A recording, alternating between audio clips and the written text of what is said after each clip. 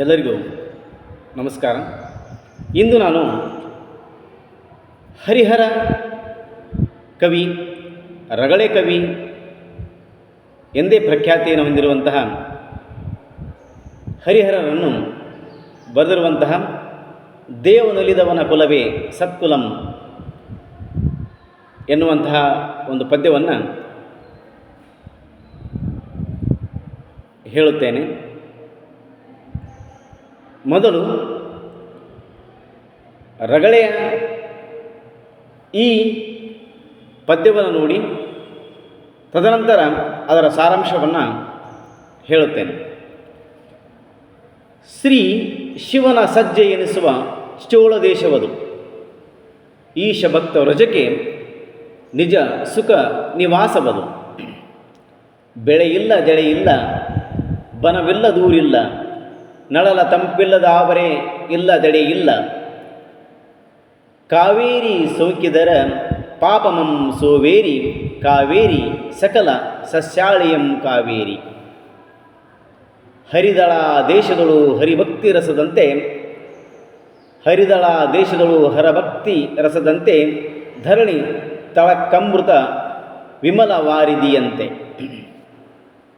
ಇಂತಪ್ಪ ದೇಶಮಂ ಪಾಲಿಸುವ ಭೂಪಿಮಂ, ಇಂತಪ್ಪ ದೇಶಮಂ ಪಾಲಿಸುವ ಭೂಮಿಪಂ, ಸತತಂ ಕರಿಕಾಲ ಚೋಳ ನೆಂಬ ನೃಪಂ. ಆ ಚೋಳರಾಜನೊಪ್ಪುವ ರಾಜಧಾನಿಯೋಳು, ವಾಚಾಮ ಗೋಚರ ದೆನಿಸಿದ ಅಂತ ಅವನಿಯೋಳ್. ಜಾತಿ ಮಾದಾರಚನನೆಂಬ ನಾಮಂ ತನಗೆ ಓತಿರ್ಪುದನ್ವರ್ಥವಾಗಿ ಮೆರೆದು ಊರ್ವರೆಗೆ. ಇರ್ದು ಶಂಕರನ ಗುಪ್ತರಾಧನೆಗೆ ನೆಚ್ಚಿ, ಸಾರ್ದು ಶಿವಭಕ್ತಿಯಂ ಬರಿದಿಚ್ಛೆಗೆ ಮೆಚ್ಚಿ. ಭಕ್ತ ಚೋಳನ ತುರಂಗಂ ಬದುಕಬೇಕೆಂದು, ಯುಕ್ತಿಯಂ ಕಾಯಕಮನ್ನೊಡೆಗೊಂಡು ಮೊಲಿದೊಂದು ಕಂಪಣದ ಹುಲ್ಲ ಕಾಯಕವನ್ನೇ ಮರೆಮಾಡಿ, ಹೆಂಪಿಂದೆ ಶಿವನನ್ನರ್ಚಿಸಿ ತಿಪ್ಪನೊಡಗೂಡಿ, ಅರ್ಚಿಸುತ್ತಿಪ್ಪ ನೊಡಗೂಡಿ. ಒಳಗೆ ಭಕ್ತಿಯ ತಂಪು, ಹೊರಗೆ ಜನ್ಮದ ಸೊಂಪು, ಒಳಗೆ ಮುಕ್ತಿಯ ಗುಂಪು, ಹೊರಗೆ ಜಾತಿಯ ಹೆಂಪು. ತಿಲದ ತೈಲದ ತೆರದಿ, ಕಾಷ್ಟದಾಗ್ನಿಯ ತೆರದಿ, ನೆಲದ ಮರೆಯೊಳಗೆ ತೊಳಗುವ ನಿಧಾನದ ತೆರದಿ.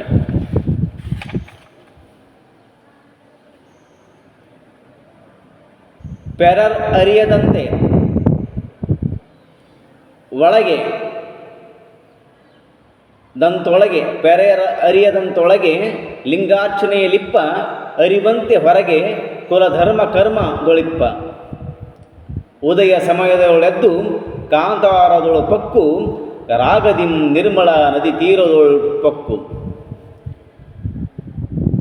ನುಣ್ಮಳಲ ದೀಂಟಿಯೋಳು ತಳಿರ ಹಸೆಯಂ ಹಾಸಿ, ಕಣ್ಮನ ವನ ಭವನತ್ತಲು ನಿಲ್ಲಿಸಿ ಕೈವಹಿಸಿ. ತಂದು ಸಿಂಹಾಸನದ ಮೇಲೆ ಬೀಜಂ ಗೈಸಿ, ಸಂದಣಿಪ್ಪ ನೇಹದಿಂ ಪೂರೈಸಿ ಹಾರೈಸಿ.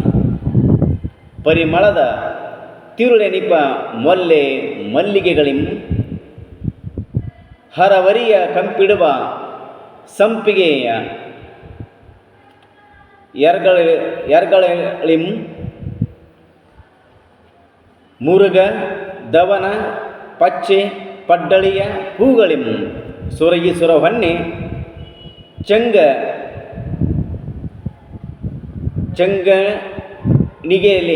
ಚಂಗಣಿಗೆಯಲೆ ಪೂಗಳಿಂ. ಸಂಗಡಿಸಿ ಸಿಂಗರಿಸಿ ಹೋಂಗೆ ಹೊರೆಯೇರುತಂ, ಲಿಂಗ ಪೂಜೆಯೊಳಗೆ ಮನವಿಟ್ಟು ಮೀರುತಂ. ಬಂದು ತೃಣಜಾಲಮಂ ಕೊಯ್ದು ನೆತ್ತಿನೋಳ್ ಹೇರಿ, ಸಂದ ಪುಳಕಂಗಳಂ ತನ್ನ ಮೈಯೋಳ್ ಹೇರಿ. ನಡೆತಂದು ಚೋಳನ ತುರಂಗ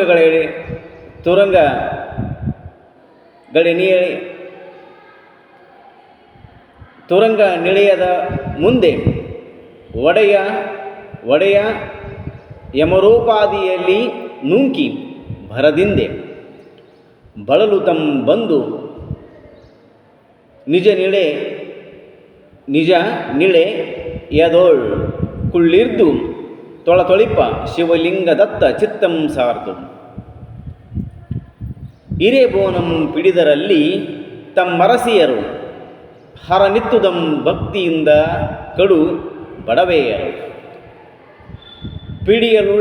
ಉಳ್ಳುದನೆ ಅಮೃತದ ಸಮಾನಂ ಮಾಡಿ ತಡೆಯದೆ ಶಿವಂಗೆ ಸುಖದಿಂದ ಅರ್ಪಿತಂ ಮಾಡಿ ಲಿಂಗ ಪ್ರಸಾದಮಂ ಸಾದರಂ ಕೈಕೊಂಡು ಜಂಗಮ ನಿಧಾನ ನಿಪ್ಪಂ ಸುಖಮನೆಡೆಗೊಂಡು ಆ ತೆರದೊಳು 63 ಸಂವತ್ಸರ ನಡೆಯುತ್ತೀರಿ ಭೂತಳದೊಳತಿ ಗುಪ್ತ ಪೂಜೆದಳ ಮೇರುತ್ತೀರಿ ಹರನೊಲ್ದು ಚನ್ನನಂ ಮೇರೆ ವೆನಿಧರೆಗೆಂದು ಪುರಹರಂ ಸಲೆ ಸಂತಸ ಬಡುತ್ತಿರಲೊಂದು ದಿವಸದೊಳು ಎಂದಿನಂದದೊಳು ಹೊಲನಂ ಪಕ್ಕು ಶಿವಲಿಂಗ ಪೂಜೆಯ ಮಾಡಿ ಹರ್ಷಮ್ಮಿಕ್ಕು ಬೇಗದಿಂ ಪುಲುವೈದು ಮೈಲುನೊಳು ನೆರೆಹೇರಿ ರಾಗದಿಂ ಗಳಗಳನೆ ನಡೆತರುತಂ ಮೀರಿ ಕಂಪಣದ ತಾಣದೊಳು ಹುಲ್ಲನೊಲವಿಂ ನೂಂಕಿ ಸೋಂಪೇರಿ ಚಿತ್ತ ಜಾರಿಯ ಚಿತ್ತಮಂ ಸೋಕಿ ಮನೆಗೆ ಬಂದ ನಮಿಸುತ್ತೆ ಕುಳ್ಳಿರ್ದ ನೆನವುತ್ತೆರೆ ವನಿತೆ ತಂದ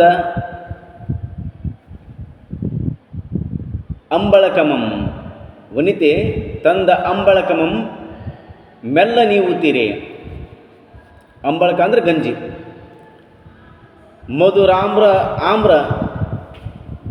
ಮಧುರಾಮ್ರದ ರುಚಿಯಾದ ಶಿವಲಿಂಗಮಂ ತಾಗೆ ಸುದಯ ಕಡು ಸವಿಯಿಂದೆ ನೋರು ನುಡಿಸಿ ಸವಿಯಾಗೆ ಸವಿದು ದಡಿಮೇಯಿಸಿದ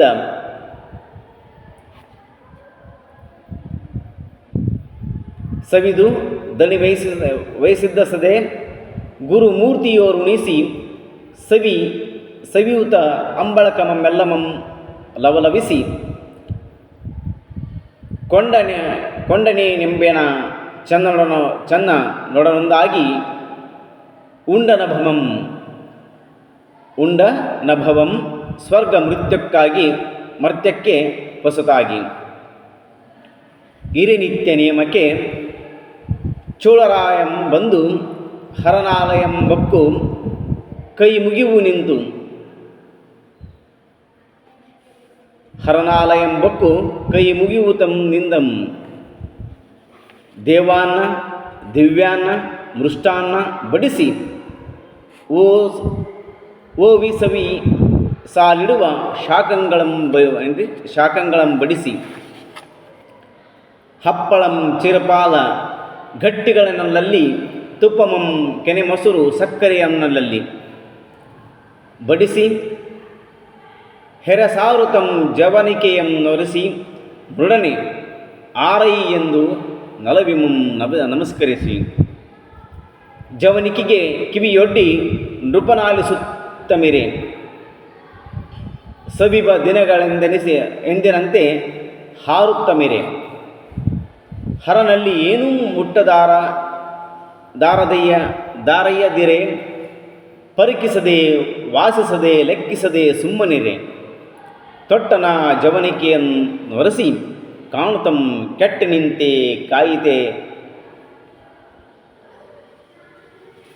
ನಿಂತೆ ಇಂತೆ ಕಾಯಿತು ಎನ್ನುತ್ತಲಿ ಉರುಣಿಸುತ್ತಂ ಕಿತ್ತಲಗನೆತ್ತಿ ಕೊಂಡೊಮ್ಮಮ್ಮ ಕೊರಳಲ್ಲಿ ಒತ್ತಿ ಹೂಡುತ್ತಿರಲು ಶಂಕರಂ ಕಂಡಲ್ಲಿ ಓಹೋ ವಿಚಾರವಿಲ್ಲದೆ ಇಂತಪ್ಪು ಮಾಡವರೇ ಆಹಾ ನಿಮ್ಮ ಅರಸುತಮನ್ನಲ್ಲಿ ಮೆಲ್ಲಿ ಮಾಡಪರೆ ಕಂಡಯ್ಯ ಚೋಳ ನಿನಗಿನಿತು ಸೈರಣಿ ಇಲ್ಲ. ಉಂಡೆ ಬಾ ಚನ್ನ ನೊಡನೆ ನಮಗಿಂದು ಹಸಿವಿಲ್ಲ. ಕೇಳಂಬಳಕದ ಸವಿಯದ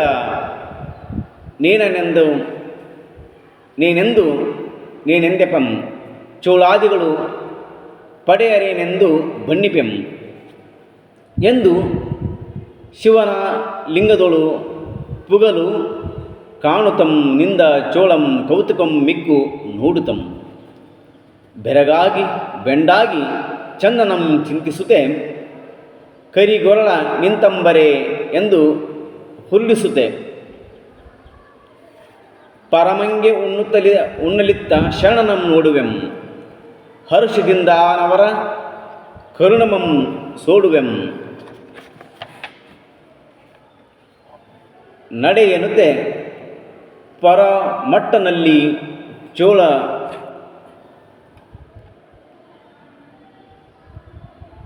ಚೋಳರ್ವಿಪಂ ನಡೆ ತಪ್ಪ ಪರಿಜನ ಸ್ತೋಮದಿಂದಂ ಭೂಮಿಪಂ.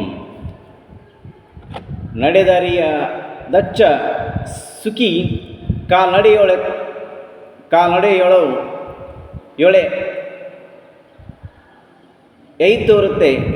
ಏತರತೆ ಎಡಬಲದ ಮುಕುಟ ವರ್ಧನರೊಡನೆ ನಡೆತರುತೆ. ಪುರಹರಂಗಣ ಗುಣಲಿತ್ತ ಚನ್ನನಂ ತೋರಿರೆ ಗುರುಲಿಂಗದೊಡನುಂಡ ಚನ್ನನಂ ತೋರಿರೆ ಎಂದಲ್ಲಿ ಚಿತ್ತದಾನು ಪಾತದಿಂ ಕೇಳುತಂ ಅಂದಲ್ಲಿ ದೆಸೆಗೆ ಚಾರರಂ ಕಳುಪುತಂ. ಇರೇ ಬಂದು ಪಡಿಯರ್ಪ ಅರಿಯ ದರಸುತಂ ಬಂದು ಪಿರಿಯ ಕೇರಿಯನು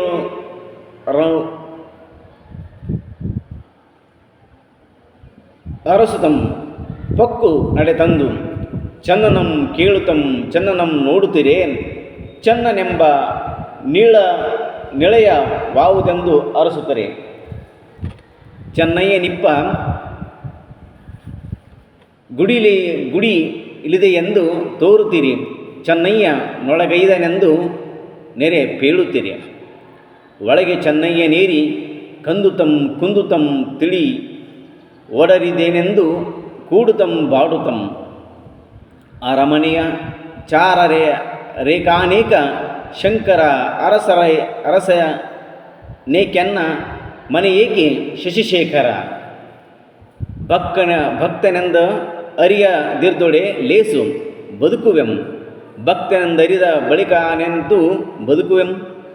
ನೋಡ್ರಿ ಅಲ್ಲಿ ಹರಿಹರ ಹೇಳ್ತಾ ಹೋಗ್ತಾನ, ಅರಿಯದಿದ್ದಡೆ ಲೇಸು ಬದುಕುವೆಂ ಭಕ್ತನೆಂದರಿಯದಿದ್ದಡೆ ಬಳಿಕಾನೆಂತು ಬದುಕುವೆಂ ಎನ್ನುತ್ತಾ ಬೇರಲ್ಲಿ ಗುಡಿಲಂ ಸುತ್ತಿ ಮುತ್ತುತ್ತೆ ತನಗೆ ಜಯ ಎನ್ನುತ್ತೆ ಕೈ ಮುಗಿಯುತ್ತೆ. ಹಿರೇ ಚೋಳರಾಜನ ಭಕ್ತಿಯಂ ಬರುತ್ತಿದ್ದ ನರರೆ ಸಮ್ಯಜ್ಞಾನ ಸತ್ಯನಿಧಿ ಬರುತ್ತಿದ್ದ ಗಳಗಳನೆ ನಡೆತಂದು ಚೆನ್ನಯ್ಯನಂ ಕಂಡು ಬಳಸಿ ಗಣಪದವಿ ಬಂದಳಿಸಿ ಇರ್ದನಂ ಕಂಡು ಇಳಿಪಿದಂ ಸರ್ವಾಂಗಮಂ ಚನ್ನನಾಂಗ್ರಿಯೋಳ್ ತೊಳಗೆ ಮುಕುಟಮಣಿ ಕಾಂತಿ ಪದಭೂಮಿಯೋಳ್ ಪಾದರಾಜಮಂ ಕಣ್ಗಳು ಒತ್ತಿ ದಣಿವುತ್ತೀರಿ ಪಾದಮಂ ಬಲ್ಲಿ ಬಿಡಿದು ಬಿಡನೆಂದು ಪೆಣಗುತ್ತೀರಿ. ಏನಯ್ಯ ಚೋಳನೃಪ ನೀ ನಿಂತು ಬಪ್ಪರೆ ಭಾನುಕುಲ ದರ್ಪಣನೆ ನೀ ನಿಂತು ಮಾಳಪರೆ ಎನ್ನ ಕುಲಂ ನೋಡದೆಯಪ್ಪರೆ ಚೋಳ ಎನ್ನ ಜಾತಿಯನ್ನ ಅರಿಯದಿಂತು ಮಾಳಪರೆ ಚೋಳ ಏನೇ ಒಲಿದವನ ಕುಲವೇ ಸತ್ಕುಲಂ ಘನ ಮಹಿಮನೊಲಿದ ಜಾತಿಯೇ ಜಾತಿ ನಿರ್ಮಲಂ ಸರ್ವ ನೊಡನುಂಡ ನಿಮ್ಮ ಜಾತಿಗಾಂ ಸರಿಯೇ ಸರ್ವಜ್ಞ ನಿನ್ನ ಕೆರ್ಪಿಂಗೆನ್ನ ಸೆರಸರಿಯೇ ಬಿಡನಯ್ಯ ನಿಮ್ಮ ಪಾದಮಂ ಬಿಟ್ಟು ಬಾಳ್ವೆನೆ ಮುರುಡ ಮೂರ್ತಿಯಂ ಬಿಟ್ಟು ನರಕದೊಳು ಬಾಳ್ವೆನೆ ಪಲವು ಮಾತೇಕೆ ಶಿವನೆಲ್ಲ ನಲ್ಲಿಗೆ ಗೈತೆನ್ನಿರೆ ಕುಲಗೋತ್ರದಿಂದ ಪರ ನೀಶ್ವರನೊಡನೆ ಪೇಳಿರಿ. ಅವಾಗತನಲ್ಲೇ ನಡೆ ಈ ಮೆಂದಲ್ಲಿ ಗಜಮಸ್ತಕಮನೇರಿಸುತ್ತೆ, ಗುಡಿಗಟ್ಟು ಹೇಳೆಂದು ಪರದೊಳಗೆ ಸಾರಿಸುತ್ತೆ. ನಡೆತಂದು ಮುಡನಾಲಯದ ಮುಂದೆ ನಿಂದಿರ್ದು ಕಡು ನೇಹದಿಂ ಗಜದ ಮಗ್ಗುಲತ್ತಂ ಸಾರ್ದುಂ ಆನೆಯಿಂದಿಳಿಪಿ ಮೆಲ್ಲನೆ ಬಂದು ಕೈಗೊಟ್ಟು ದಾನ ನಿಧಿಯ ಚನ್ನನಂ ಹರ್ಷದಿಂ ಮುಂದಿಟ್ಟು ಒಡಗೊಂಡು ಬಂದೊಳಗೆ ಶಿವಲಿಂಗಮಂ ತೋರಿ ಮುಡನೊಡನೆ ತಾರ್ಕಣೆ ಗೊಡುತ್ತಾ ಚೋಳನಂ ತೋರಿ ಕಂಡ ಚೆನ್ನಯ್ಯ ನಭಂಗೆ ಕಡು ಮುಳಿವುತಂ ಕಂಡಯ್ಯ ಇಂತು ದೂರುವರೆ ನಿನಗಿನುತಂ ಚೋಳನಿಂ ಪಿಡಿತರಿಸಿದೆಂ ತಪ್ಪು ಮಾಡಿದೆನೆ ಹೇಳಯ್ಯ ನಿನ್ನಲ್ಲಿ ಪದವಿಯಂ ಬೇಡಿದೆನೆ. ಅರಿಯದಂಬಲಿಯ ನರ್ಪಿಸಿ ದೊಡಿಂತಿರುವರೆ ಹರಿಯ ಸೂಡಿದ ಶಿವನೇ ನೀನಿಂತು ದೂರುವರೆ ಮೇದಿನಿಗೆ ಬಿದಿಗಾರುದೆನ್ನೆದೆಯ ಭಕ್ತಿ ವಾದೇಕೆ ಹರೆಯಲನ್ನು ತಂದಿಕ್ಕಿ ತೀ ಭಕ್ತಿ ಇನ್ನೆಳೆಯಳು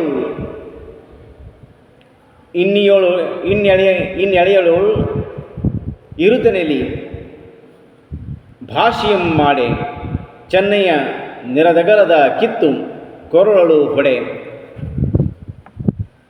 ಶಿವಲಿಂಗದಿಂದ ಶಿವನೈ ತಂದು ನೆರೆಪಿಡಿದು ಆಚಾರ ಅವಿಚಾರದಿಂತು ಮಾಳಪರೆ ನೀನರಿಯದು ಮರಿದು ಚೋಳಂಗೆ ಬೆಳೆದೊಡೆ ಕೋಪವಿನಿತೇಕೆ ಅರಿಯದೆಂದವು ಚೆನ್ನ ಸೈರಿ ಸಾರಸುಕಿವೆ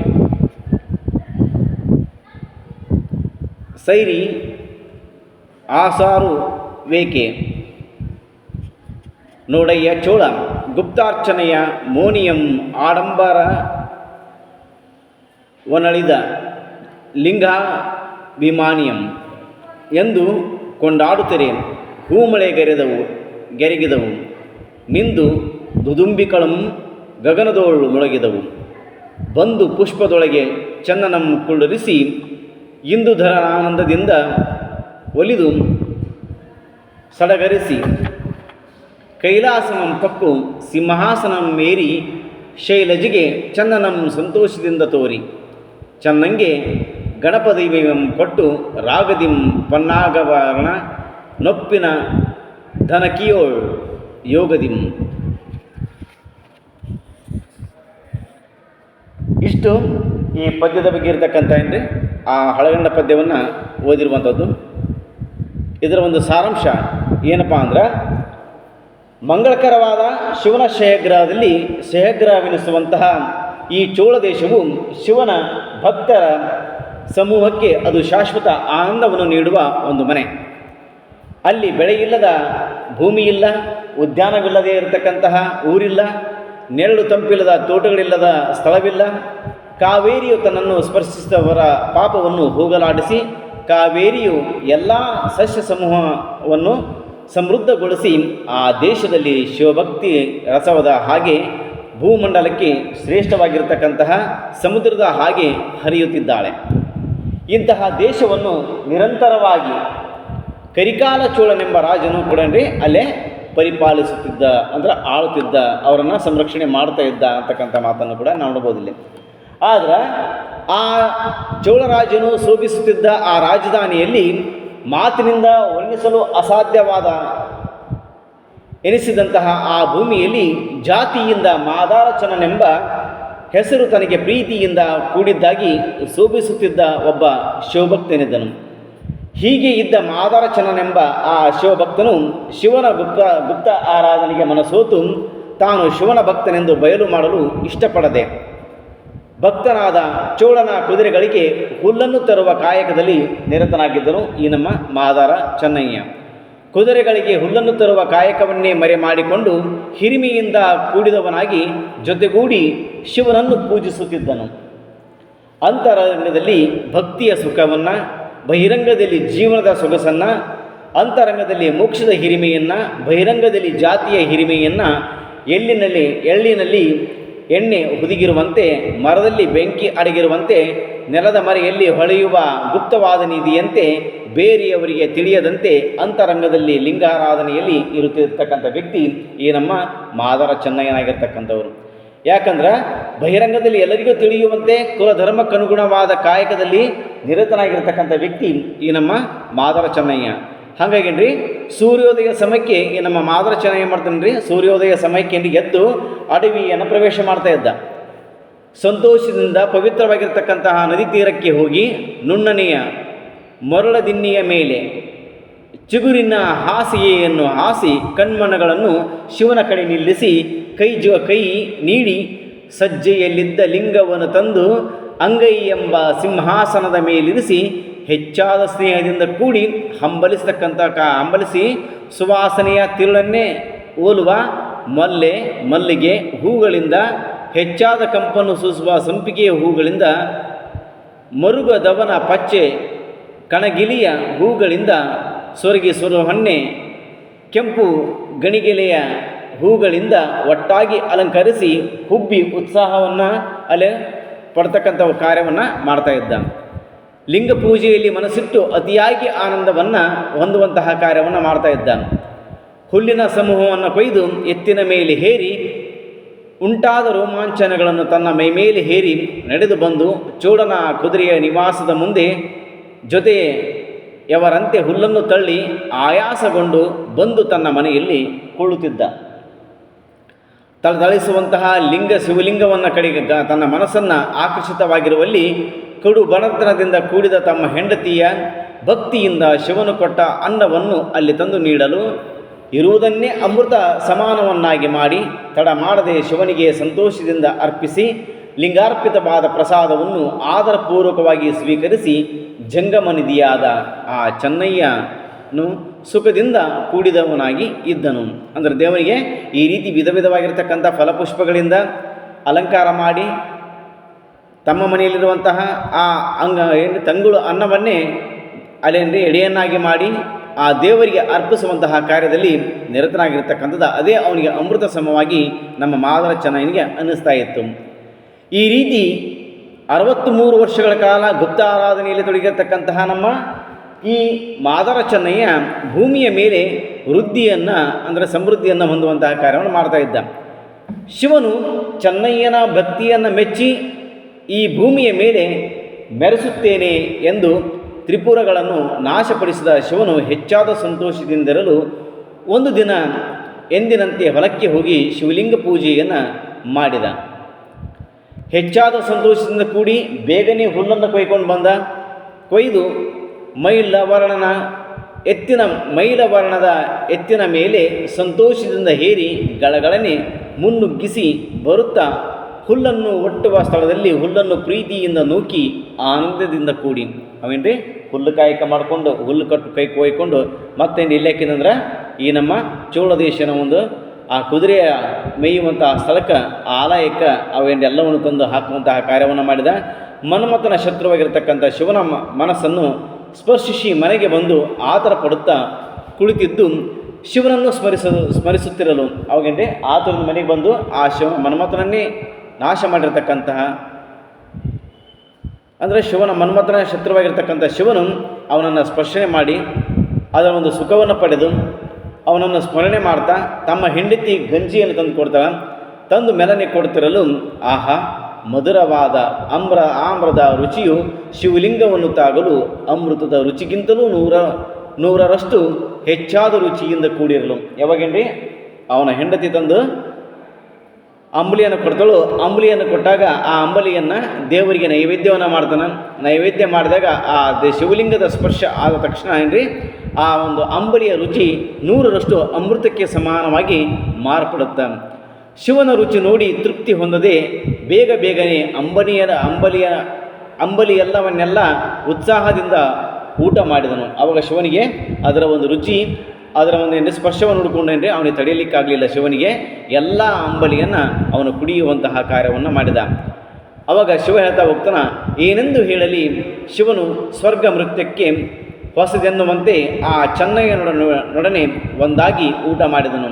ಅಂದ್ರೆ ಸ್ವರ್ಗ ಮತ್ತು ಭೂಮಿಗೆ ಒಂದೇ ಅನ್ನುವಷ್ಟರ ಮಟ್ಟಿಗೆ ಶಿವ ಅಂದರೆ ಎರಡೇ, ಅವು ಸ್ವರ್ಗ ಬೇರೆಯಲ್ಲ ಈ ಭೂಮಿ ಬೇರೆಯಲ್ಲ ಅನ್ನುವಷ್ಟರ ಮಟ್ಟಿಗೆ ಆ ನಮ್ಮ ಮಾದಾರ ಚೆನ್ನಯ್ಯ ಕೊಟ್ಟಿರ್ತಕ್ಕಂತಹ ಆ ಒಂದು ಪ್ರಸಾದವನ್ನು, ಅಂಬಲಿಯನ್ನು ಮೃಷ್ಟಾನ್ನ ತಿಳ್ಕೊಂಡು ಅದನ್ನು ಸೇವನೆ ಮಾಡ್ತಕ್ಕಂಥ ಒಂದು ಕಾರ್ಯವನ್ನು ಕೂಡ ಅಲ್ಲಿ ಮಾಡಿದ. ಹೀಗಿರಬೇಕಾದ್ರೆ ನಿತ್ಯ ನಿಯಮಕ್ಕೆ ಚೋಳರಾಜನು ಬಂದು ಶಿವಾಲಯವನ್ನು ಪ್ರವೇಶ ಮಾಡ್ತಾ ಹೋಗ್ತಾನೆ. ಈ ಪ್ರತಿನಿತ್ಯದಂತೇನ್ರಿ ಇಲ್ಲಿ ಚೋಳ ದೇಶದ ಇರತಕ್ಕಂತಹ ಚೋಳರಾಜ ಅಂದರೆ ಕರಿಕಾಲ ಚೋಳ ಕೂಡ ಏನು ಮಾಡ್ತಾನಂದ್ರೆ ಶಿವಾಲಯವನ್ನು ಪ್ರವೇಶ ಮಾಡಿದ.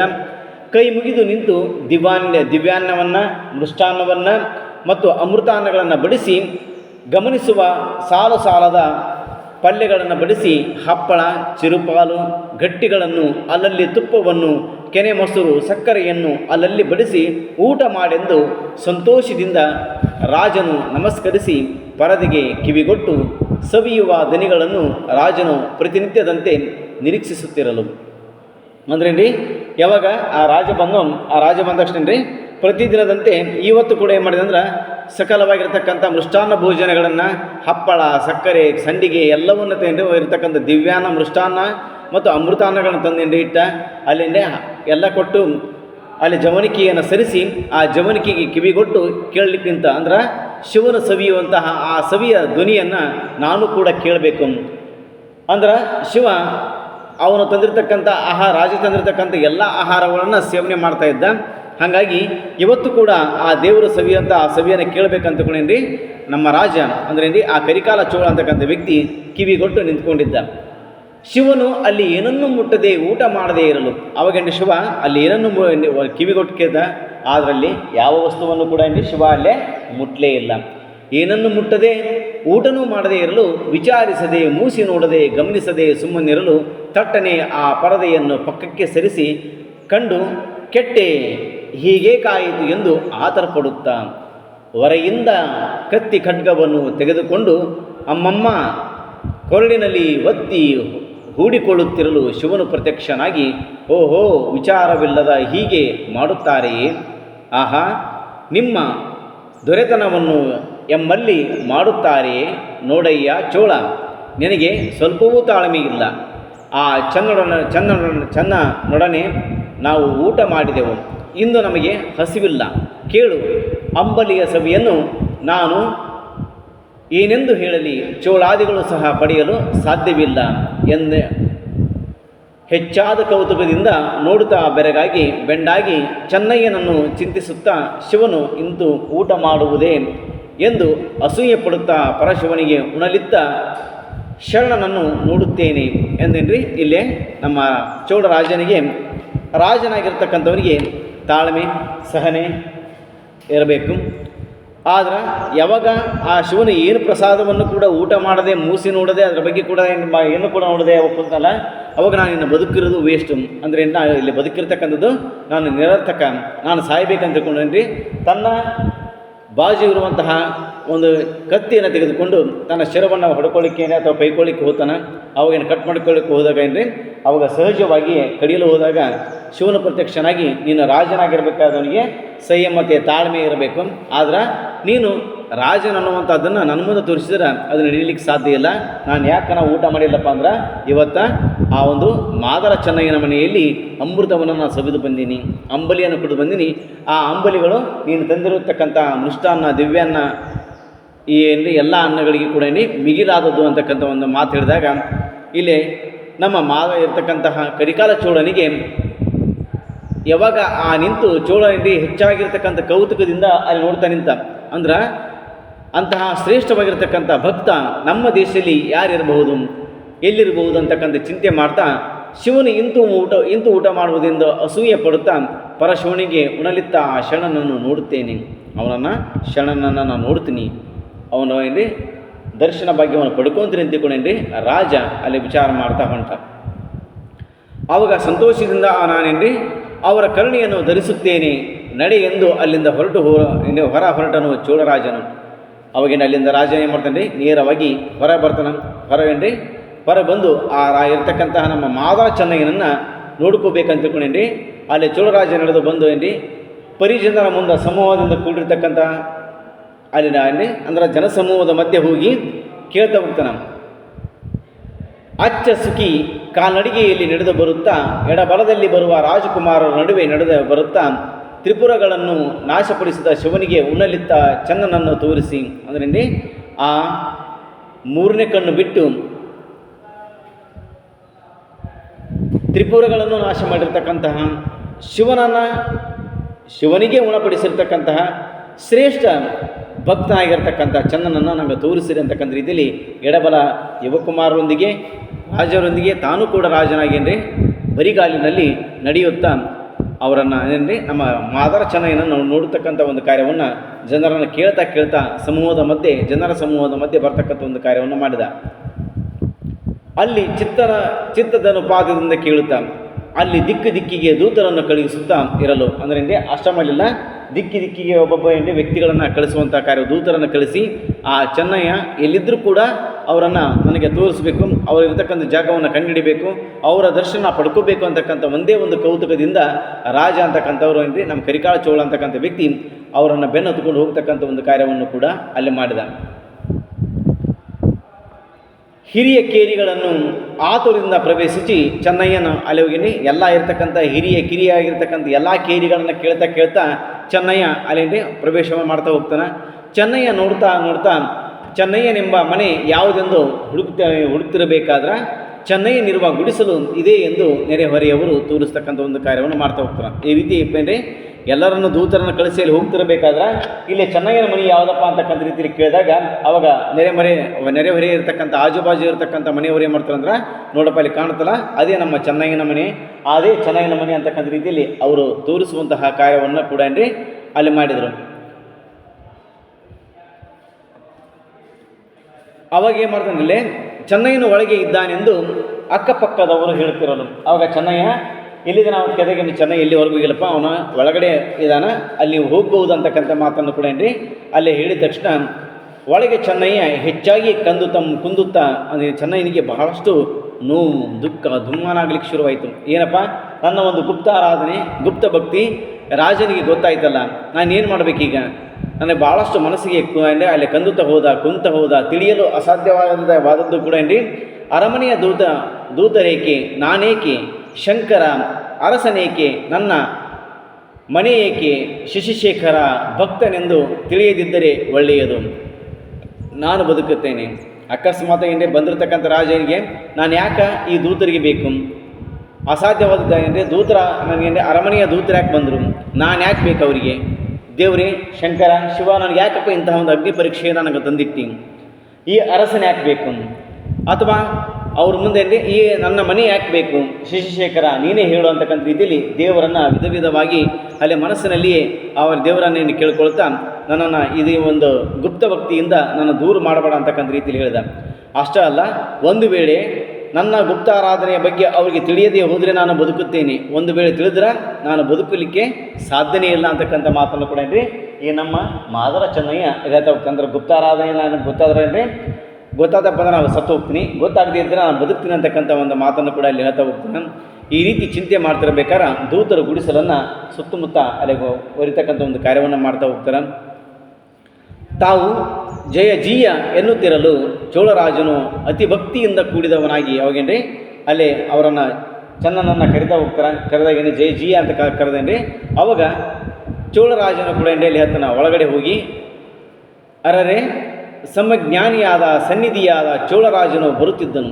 ಮಾದರ್ಶನಿ ಜ್ಞಾನಿಯಾಗಿರ್ತಕ್ಕಂತಹ ಸಮೃದ್ಧವನ್ನು ಹೊಂದಿರತಕ್ಕಂತಹ ಮತ್ತು ರಾಜನಾಗಿರ್ತಕ್ಕಂಥ ವ್ಯಕ್ತಿ ತನ್ನ ಅರಮನೆಯಾದಂಥ ತನ್ನ ಗುಡಿಸಲನ್ನು ಪ್ರವೇಶ ಮಾಡ್ತಕ್ಕಂಥದ್ದು ನೋಡಿ ಹೀಗೆ ಗಳಗಳನೆ ನಡೆದು ಬಂದಿರತಕ್ಕಂತಹ ಚೆನ್ನಯ್ಯನನ್ನು ನೋಡಿ ಗಣ ಪದವಿಯು ಬಂದು ಸುತ್ತುವರಿದು ಬಯಸುತ್ತಿದ್ದನ್ನು ನೋಡಿ ಅವನಿಗೆ ಸಾಷ್ಟಾಂಗ ನಮಸ್ಕಾರ ಮಾಡಿದನು. ಕಿರೀಟದ ಮಣಿಗಳ ಕಾಂತಿ ಪಾದಗಳಿದ್ದ ಭೂಮಿಯ ಮೇಲೆ ತಳಿಯುತ್ತಿರಲು ಪಾದದ ಧೂಳನ್ನು ಕಣ್ಣುಗಳಿಗೆ ಒತ್ತಿಕೊಂಡು ರಾಜ ಏನು ಮಾಡಿದನ್ರಿ, ನೇರವಾಗಿ ಯಾವಾಗ ಚೆನ್ನ ಬಂದು ಅವನಿಗೆ ಸಾಷ್ಟಾಂಗ ನಮಸ್ಕಾರವನ್ನು ಹಾಕುವಂತಹ ಕಾರ್ಯವನ್ನು ಚೋಳರಾಜ ಅಲ್ಲಿ ಮಾಡ್ತಾ ಹೋಗ್ತಾನೆ.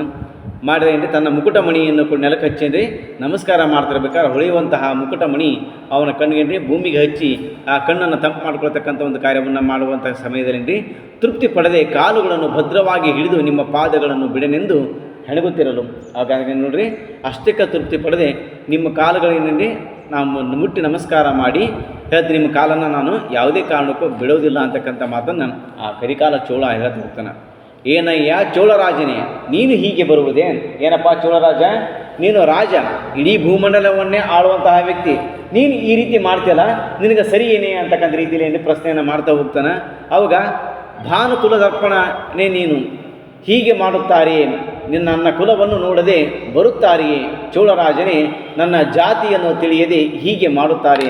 ನೀನು ಇಡೀ ದೇಶವನ್ನು ಆಳ್ತಕ್ಕಂಥ ವ್ಯಕ್ತಿ, ನೀನು ಏನು ಮಾಡ್ತಿದ್ದೀಯ ಅನ್ನೋದ್ರ ಬಗ್ಗೆ ನಿನಗೆ ಅದೇನಾದರೂ ಅರಿವಿದೆಯಾ? ಯಾಕಂದ್ರೆ ನೀನು ಒಬ್ಬ ರಾಜನಾಗಿರ್ತಕ್ಕಂಥವನು, ನೀನು ನನ್ನ ಭೇಟಿಯಾಗಿನ ಮುಂಚೆಗೆ ನನ್ನ ಕುಲ ಯಾವುದು ಅನ್ನೋದ್ರ ಬಗ್ಗೆ ನಿನಗೆ ಏನಾದರೂ ಗೊತ್ತಾ? ನನ್ನ ಜಾತಿಯ ಬಗ್ಗೆ ಏನಾದರೂ ಗೊತ್ತಾ ಎಂತಕ್ಕಂಥ ರೀತಿಯಲ್ಲಿ ಏನ್ರಿ ನಮ್ಮ ಮಾದರ ಚೆನ್ನಯ್ಯ ತನ್ನ ಜಾತಿಯ ಬಗ್ಗೆ, ತನ್ನ ಕುಲದ ಬಗ್ಗೆ, ತನ್ನ ಧರ್ಮದ ಬಗ್ಗೆ ಅಲ್ಲಿ ಹೇಳ್ತಾ ಹೋಗ್ತಾನೆ. ಅವಾಗ ನಮ್ಮ ರಾಜ ಚೋಳರಾಜ ಅಂದರೆ ಕರಿಕಾಲ ಚೋಳ ಹೇಳ್ತಾ ಹೋಗ್ತಾನೆ, ದೇವನು ಒಲಿದ ಕುಲವೇ ಸತ್ಕುಲ, ಘನ ಮಹಿಮನಾದ ಶಿವನು ಒಲಿದ ಜಾತಿಯೇ ನಿರ್ಮಲವಾದ ಜಾತಿ. ಶಿವನ ಜಾತಿಯಲ್ಲಿ ಊಟ ಮಾಡಿದ ನಿಮ್ಮ ಜಾತಿಗೆ ನಾನು ಸಮನಾದವನೇ ಸರ್ವಜ್ಞ, ನಿಮ್ಮ ಕೆರಕ್ಕೆ ನನ್ನ ಶಿರಸ್ಸು ಸಮನವಾದದ್ದೇ ಅಂತಕ್ಕಂಥ ರೀತಿಯಲ್ಲಿ ನೇರವಾಗಿ ಹೇಳ್ತಾ ಹೋಗ್ತಾನೆ. ಯಾಕಂದರೆ ನೋಡ್ರಿ, ಈ ಭೂಮಿ ಮೇಲಿರ್ತಕ್ಕಂಥ ಜಗತ್ತಿನಲ್ಲಿ ಶಿವನಿಗಿಂತ ಮಿಗಿಲಾಗಿರ್ತಕ್ಕಂಥದ್ದು ಬೇರೆ ಏನಿಲ್ಲ. ಅಂತಹ ಶಿವನೇ ನಿನ್ನ ಜೊತೆಗೆ ಉಂಡಿರಬೇಕಾದ್ರೆ ದೇವನು ಒಲಿದಿರ್ತಕ್ಕಂಥ ಜಾತಿಯೇ ಸತ್ಕುಲವಾಗಿರ್ತಕ್ಕಂಥ ಜಾತಿ, ಅತಿ ನಿರ್ಮಲವಾಗಿರ್ತಕ್ಕಂಥ ಜಾತಿ. ಇನ್ನು ಅಂತಹ ಜೊತೆಗೆ ಘನಮಹಿಮವಾಗಿರ್ತಕ್ಕಂಥ ಶಿವನೊಡನೆ ಊಟ ಮಾಡಿರ್ತಕ್ಕಂಥ ನಿನ್ನ ಜಾತಿ ಶ್ರೇಷ್ಠವಾಗಿರುವಂಥದ್ದು ಅನ್ನುವಂಥ ವಿಚಾರಗಳನ್ನು ಕೂಡ ಹೇಳೀನಿ. ನಿನ್ನ ಚಪ್ಪಲಿಗಳಿಗೆ ಅಂದ್ರೆ ಏನ್ರಿ, ಅಲ್ಲೇ ನಿನ್ನ ಕೆರಕ್ಕೆ ಅಂದ್ರೆ, ಕೆರ ಅಂದ್ರೆ ನಾವು ಚಪ್ಪಲಿ ಪಾದುದಕ್ಕೆ ಅಂತ ಕರಿತಾ ಹೋಗ್ತೀವಿ. ಅದಕ್ಕೆ ನಿನ್ನ ಕೆರಕ್ಕೆ ನನ್ನ ಶಿರಸ್ಸು ಸಮಾನವಾದದ್ದೇ, ಅದಕ್ಕೆ ನಿನ್ನ ಚಪ್ಪಲಿಗೆ ನನ್ನ ಶಿರ ಸಮಾನವಾದದ್ದು. ಶಿವನ ರೂಪಿಯಾದ ನಿಮ್ಮನ್ನು ಬಿಟ್ಟು ನಾನು ನರಕದಲ್ಲಿ ಮುಳುಗುವೆನೆ. ನಿಮ್ಮನ್ನು ಶಿವನ ರೂಪಿಯಾಗಿರ್ತಕ್ಕಂಥ ನಿಮ್ಮನ್ನು ಬಿಟ್ಟುಬಿಟ್ನಪ್ಪ ಅಂದ್ರೆ ನಾನು ನರಕದಲ್ಲಿ ಮುಳುಗಲಿಕ್ಕೆ ನಾ ಏನು ಅಂತಹ ದಡ್ಡನಲ್ಲ. ಅದಕ್ಕೆ ಹಲವು ಮಾತಿನಿಂದ ಪ್ರಯೋಜನವೇನು? ಬರೀ ಮಾತಾಡೋದ್ರಿಂದ ಏನು ಕೂಡ ಪ್ರಯೋಜನವಿಲ್ಲ. ಶಿವನಲ್ಲಿಗೆ ಬನ್ನಿ, ನಿಮ್ಮ ಕುಲಗೋತ್ರದ ಇವರನ್ನು ಈಶ್ವರನೊಡನೆ ಹೇಳಿರಿ, ನಡೆಯಿರಿ ಎಂದು ಆನೆಯ ಮೇಲೆ ಹತ್ತಿಸುತ್ತಾ ಬಾವುಟಗಳಿಂದ ಪಟ್ಟಣವನ್ನು ಶೃಂಗಾರ ಮಾಡಿ ಎಂದು ಸಾರಿಸುತ್ತಾ ಬಂದು ಮೆಲ್ಲಗೆ ಕೈ ಕೊಟ್ಟು ಆನೆಯಿಂದಿಳಿಸಿದ ದಾನ ನಿಧಿಯಾಗಿರ್ತಕ್ಕಂಥ ಚೆನ್ನಯ್ಯನನ್ನು ಕೆಳಗಿಳಿಸಿ ಅದಕ್ಕೆ ಆನೆ ಮೇಲೆ ಕೂಡಿಸಿ ಸಿಂಗರಿಸಿಕೊಂಡು ಇಡೀ ಊರನ್ನೇ ಶೃಂಗಾರ ಮಾಡಿ ಪಟಗಳಿಂದ ಅಂದರೆ ಧ್ವಜಗಳಿಂದ ಶೃಂಗಾರ ಮಾಡಿಕೊಂಡು ಅವನನ್ನು ಕರ್ಕೊಂಡು ಬರ್ತಿರಬೇಕಾದ್ರೆ ಒಳಗೆ ಬಂದು ಶಿವನೊಡನೆ ಪ್ರತ್ಯಕ್ಷನಾಗಿ ಪ್ರಾಮಾಣೀಕರಿಸುತ್ತಾ ಶಿವನನ್ನು ತೋರಿಸ್ತಕ್ಕಂಥ ಒಂದು ಕಾರ್ಯವನ್ನು ಮಾಡಿದ. ಚೆನ್ನಯ್ಯನು ಕಂಡು ಶಿವನ ಮೇಲೆ ಹೆಚ್ಚಾಗಿ ಕೋಪಿಸಿಕೊಂಡ. ನೋಡಯ್ಯ ಶಿವನೇ, ಹೀಗೆ ಮಾಡುತ್ತಾರೆ ನೋಡಿ. ಅವಾಗ ನಮ್ಮ ಚೆನ್ನಯ್ಯನಿಗೆ ಸ್ವತಃ ಶಿವನ ಮೇಲೆ ಕೋಪ ಬಂತು. ಶಿವನೇ, ನನಗೆ ಈ ರೀತಿ ಮಾಡಕತ್ತೀಯಲ್ಲಪ್ಪ, ಇದು ನಿನಗೆ ಸರಿನಾ? ನಾನು ಏನು ಮಾಡ್ತಾ ಇದ್ದೆ? ನನ್ನ ಯಾಕೆ ಈ ರೀತಿ ಒಂದು ಶಿಕ್ಷೆಗೆ ಒಳಪಡಿಸಿದ್ದೀನಿ? ನಾನು ಯಾಕೆ ನಾನು ಈ ಪಾಪ ಕೂಪಕ್ಕೆ ತಳ್ಳಿದ್ದೀನಿ ಅಂತಕ್ಕಂಥ ರೀತಿಯಲ್ಲಿ ಶಿವನನ್ನೇ ಕೇಳುವಂತಹ ಕಾರ್ಯವನ್ನು ನಮ್ಮ ಮಾದರ ಚೆನ್ನಯ್ಯ ಮಾಡ್ತಾ ಹೋಗ್ತಾನೆ. ನೀನು ಅನವಶ್ಯಕವಾಗಿ ಚೋಳನಿಂದ ಹಿಡಿದು ತರಿಸಿದೆ, ಏನು ತಪ್ಪನ್ನು ಮಾಡಿದ್ದೇನೆ ಹೇಳಯ್ಯ? ಯಾಕಪ್ಪ ನಾನು ಚೋಳರಾಜನಿಂದ ಹಿಡ್ಕೊಂಡು ತರಲಿಕ್ಕೆ ಕಳಿಸಿದಲ್ಲ, ನಾನಂಥ ಘನಘೋರವಾಗಿರ್ತಕ್ಕಂಥ ತಪ್ಪನ್ನು ಏನು ಮಾಡೀನಿ ಹೇಳುವಂತಕ್ಕಂಥ ರೀತಿಯಲ್ಲಿ ಅಲ್ಲಿ ಹೇಳ್ತಾ ಹೋಗ್ತಾನೆ. ನಿನ್ನಲ್ಲಿ ನಾನು ಏನಾದರೂ ಪದವಿ ಕೇಳಿದ್ದೆ ಅಥವಾ ತಿಳಿಯದೇ ನಾನು ನಿನಗೆ ಅಂಬಲಿಯನ್ನು ಕೊಟ್ಟನಲ್ಲ, ಆ ಅಂಬಲಿಯನ್ನು ಕೊಟ್ಟಿರ್ತಕ್ಕಂಥದ್ದೇ ಒಂದು ದೊಡ್ಡ ಮಹಾಪರಾಧನ ಹೇಳು, ಹೀಗೆ ನನ್ನನ್ನು ಕೊಲ್ಲುತ್ತಾರೆ ಅಂತಕ್ಕಂಥ ರೀತಿಯಲ್ಲಿ ಚಂದ್ರಧರನಾಗಿರ್ತಕ್ಕಂಥ ಶಿವನನ್ನು ಕುರಿತು ನಮ್ಮ ಈ ಮಾದರ ಚೆನ್ನಯ್ಯ ಬಹಳಷ್ಟು ದೂರನ್ನು ಅಲ್ಲಿ ಮಾಡ್ತಾ ಹೋಗ್ತಾನೆ. ಅವಾಗ ನಮ್ಮ ಶಿವ ಹೇಳ್ತಾ ಹೋಗ್ತಾನೆ, ಭೂಮಿಯ ಮೇಲೆ ನಿನ್ನ ಭಕ್ತಿಯ ದೀಪ ಕರುವಿನಂತೆ ಬದಲಾಯಿತು. ವಾದದಿಂದ ಪ್ರಯೋಜನವೇನು? ವೃಥ ಅಪವಾದವನ್ನು ಈ ಭಕ್ತಿ ಉಂಟು ಮಾಡಿತು. ಅದಕ್ಕೇನ್ರಿ, ವಾದದಿಂದ ಏನೂ ಕೂಡ ಮಾಡಲಿಕ್ಕೆ ಸಾಧ್ಯ ಇಲ್ಲ.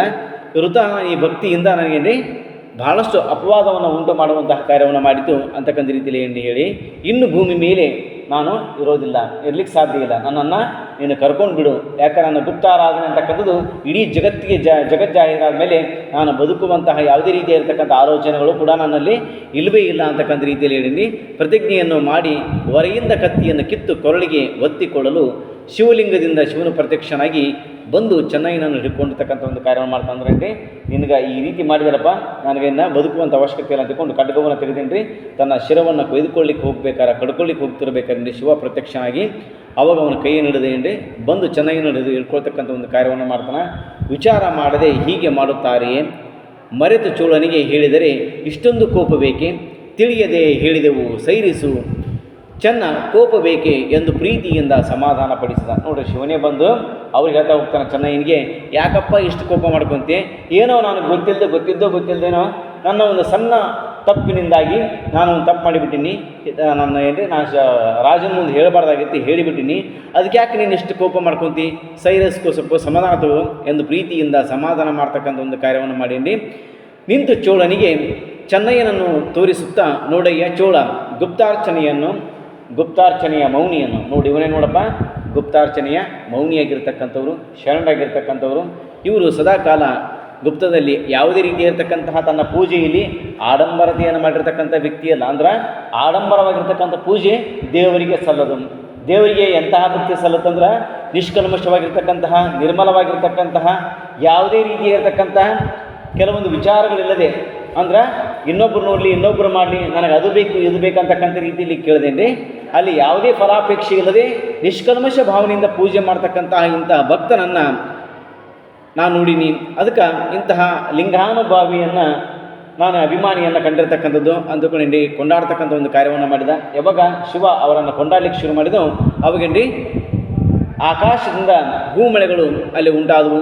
ದುದುಂಬಿಗಳ ಸಮೂಹ ಕೂಡ ಅಲ್ಲಿ ಗಗನದಲ್ಲಿ ಮುಳುಗುವಂತಹ ಕಾರ್ಯ ಕೂಡ ಆಯಿತು.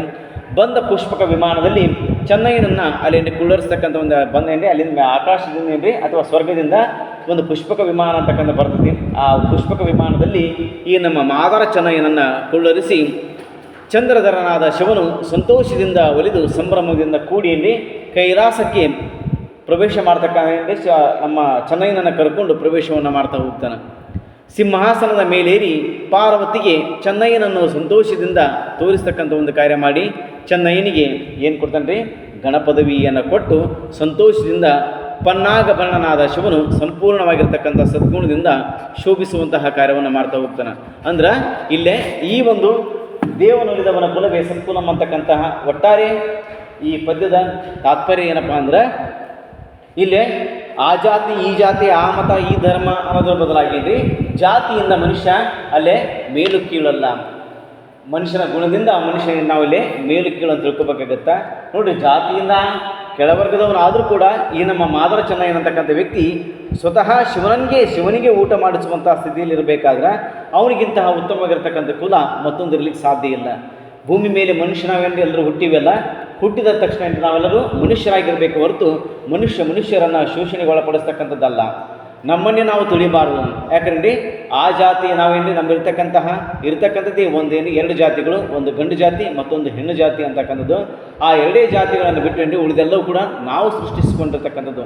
ನಮ್ಮ ಒಂದು ಆಸೆಗೆ, ನಮ್ಮ ಒಂದು ಹೊಟ್ಟೆಗಾಗಿ, ನಮ್ಮ ಒಂದು ಆಮಿಷಗಳಿಗಾಗಿ ನಾವೇನು ಮಾಡ್ತೀವಿ, ನಾನಾ ರೀತಿಯಾಗಿರ್ತಕ್ಕಂಥ ಸಾವಿರಾರು ಜಾತಿಗಳನ್ನು ಮಾಡಿರುವುದರಿಂದ ಈ ಎಲ್ಲ ಜಾತಿಗಳಿಂದ ಏನೂ ಕೂಡ ಪ್ರಯೋಜನಗಳು ಇಲ್ಲವೇ ಇಲ್ಲ. ಮನುಷ್ಯನಿಗಿರ್ತಕ್ಕಂಥದ್ದು ಒಂದೇ ಒಂದು ಜಾತಿ, ಅದು ಮಾನವ ಜಾತಿ ಅಂತಕ್ಕಂಥ ರೀತಿಯಲ್ಲಿ ಏನೇ ಆಗೋ ಮೊದಲು ಮಾನವನಾಗೋ, ಮಾನವ ಕುಲಂ ತಾನು ಒಂದೇ ಕುಲ ಮಾನವ ರೀತಿಯಲ್ಲಿ ಕೂಡ ಈ ದೇವನುಲಿದವನ ಕುಲವೇ ಸತ್ಕುಲಂ. ಅಂದರೆ ದೇವರನ್ನು ನಿಷ್ಕಲ್ಮಶದಿಂದ, ನಿರ್ಮಲ ಭಕ್ತಿಯಿಂದ, ಪ್ರೀತಿಯಿಂದ ನಾವು ದೇವರನ್ನು ಕರುಣೆಯಿಂದ ದೇವರನ್ನು ಕರೆದಪ್ಪ ಅಂದ್ರೆ ದೇವರು ನಮಗೆ ಸದಾಕಾಲ ಅವನ ಶ್ರೀರಕ್ಷೆ ಅಂತಕ್ಕಂಥದ್ದು ಇದ್ದೇ ಇರ್ತೈತಿ. ಅದಕ್ಕೆ ನಾವು ದೇವರಿಗೆ ಶರಣನಾಗಬೇಕು. ದೇವರಿಗೆ ಈ ಜಾತಿ ವಿಜಾತಿ ಅಂತಕ್ಕಂಥದ್ದು ಮಾತೇ ಇಲ್ಲ. ಯಾವ ಜಾತಿ ಇಲ್ಲ, ಮೇಲು ಕೀಳು ಬಡವ ಬಲ್ಲಿದ ಅಂತಕ್ಕಂಥದ್ದಿಲ್ಲ. ದೇವರ ಮುಂದೆ ನಾವೆಲ್ಲರೂ ಕೂಡ ಸಮಾನರಾಗಿರ್ತಕ್ಕಂಥವ್ರು. ಅದಕ್ಕೆ ದೇವನಲ್ಲಿದವನ ಕುಲವೇ ಅಂತಕ್ಕಂಥದ್ದು ಸತ್ಕುಲ ಆಗಿರ್ತಕ್ಕಂಥದ್ದು. ಉಳಿದ ಎಲ್ಲವೂ ಕೂಡ ಮಿಥ್ಯ ಅಂತಕ್ಕಂಥ. ನೋಡ್ರಿ, ರಾಜನಾಗಿರ್ತಕ್ಕಂಥ ವ್ಯಕ್ತಿ ಚೆನ್ನಯ್ಯನ ಪಾದಕ್ಕೆ ತನ್ನ ಹಣೆಯನ್ನು ಹಚ್ತಾನಂದ್ರೆ ಶ್ರೇಷ್ಠ ಕುಲದವನಾಗಿದ್ದು ಕೂಡ ತಾನು ಕಡಿಮೆ ಕುಲದವನಿಗೆ ಪಾದವನ್ನು ಹಚ್ತಾನಂದ್ರೇನ್ರಿ, ಇಲ್ಲಿ ಎಷ್ಟರ ಮಟ್ಟಿಗೆ ದೇವರ ಒಂದು ಶಕ್ತಿ, ಅಗಾಧವಾಗಿರ್ತಕ್ಕಂಥ ಶಕ್ತಿ ಅಂತಕ್ಕಂಥದ್ದು ಚೆನ್ನಯ್ಯನ ಮೇಲೆ ಇತ್ತು. ಅದಕ್ಕೆ ನಾವು ಕೂಡ ಜಾತಿ ಅಂತಕ್ಕಂಥದ್ದನ್ನು ಇದನ್ನು ಬುಡ ಸಮೇತ ಕಿತ್ತು ಹಾಕಬೇಕು. ಜಾತಿಯಿಂದ ನಾವು ಹೊರಗೆ ಬಂದಾಗ ಮಾತ್ರ ಉತ್ತಮ ವ್ಯಕ್ತಿಗಳಾಗಿ ಬದುಕಲಿಕ್ಕೆ ಸಾಧ್ಯ ಆಗುತ್ತೆ. ಇರದೇ ಹೋದರೆ ನಮ್ಮ ಜೀವನವನ್ನು ನಾಶ ಮಾಡಿಕೊಡುವಂಥ ವ್ಯಕ್ತಿಗಳು ನಾವಾಗ್ತೀವಿ ಅಂತಕ್ಕಂಥ ಒಂದು ಮಾತುಗಳನ್ನು ಈ ಒಂದು ದೇವನುಲಿದವನ ಕುಲವೇ ಸತ್ಕುಲಂ ಅಂತಕ್ಕಂತಹ ಪದ್ಯದ ಮೂಲಕ ನಮಗೆ ಹರಿಹರ ಅಂತಕ್ಕಂಥ ವ್ಯಕ್ತಿ ತೋರಿಸಿಕೊಡುವಂತಹ ಕಾರ್ಯವನ್ನು ಮಾಡಿದ. ಇಷ್ಟು ಈ ಪದ್ಯದ ಬಗ್ಗೆ ಇರತಕ್ಕಂಥ ಸಾರಾಂಶ ಮತ್ತು ಅದರ ಬಗ್ಗೆ ಇರತಕ್ಕಂಥ ವಿವರಣೆ.